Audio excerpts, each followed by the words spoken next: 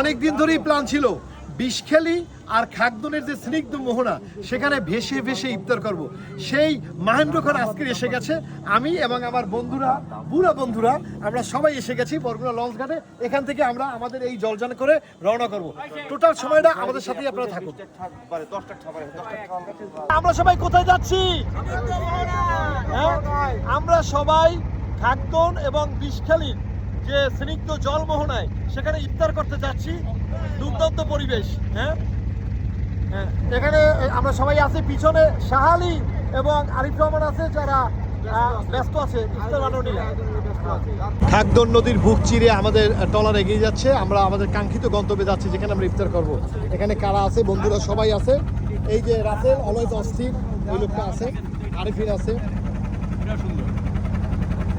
এখানে ইফতার রেডি হচ্ছে। আরিফ রহমান কি ইফতার?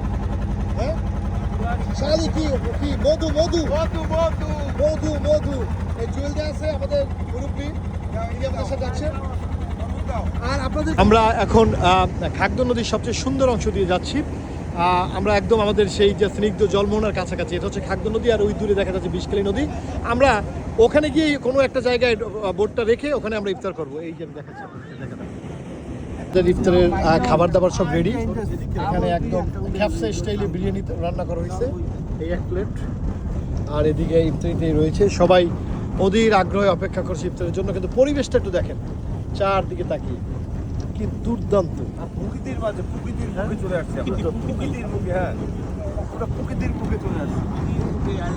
আমাকে যদি কেউ জিজ্ঞাসা করে যে এইখানে বসে ইফতারি করার অনুভূতি কেমন, আমি আপনাদের কাছে বলবো যে আপনারা একটু দেখে নেন যে এখানকার বসে ইফতারি করার অনুভূতি কেমন।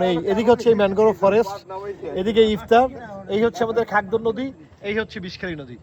এই এখানে আমরা ইফতার করতেছি। কি দুর্দান্ত পরিবেশ, আসলে ভাষায় প্রকাশ করার মতো না।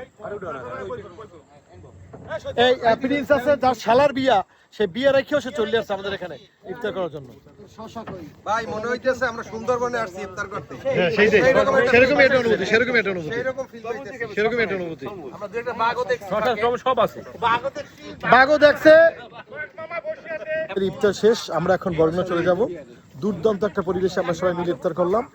এই দেখেন, এই আমাদের ইফতার শেষ, এখন গোছগাছের পরিকল্পনা চলতেছে।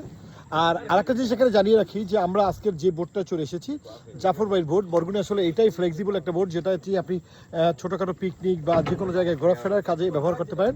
আমি জাফর ভাইয়ের ফোন নাম্বারটা একদম শুরুতেই আপনাদের কাছে দিয়ে দেবো এবং কমেন্ট সেকশনে দিয়ে দেবো। তো যদি কারো বোট লাগে, জাফর ভাইয়ের সাথে স্বর্ণপূর্ণ হতে পারেন। আর সবাই ভালো থাকেন, সুস্থ থাকেন। লাইফ টু শর্ট, তো সবাই যার যার মতন করে লাইফকে এনজয় করেন। ধন্যবাদ সবাইকে, আল্লাহ হাফেজ।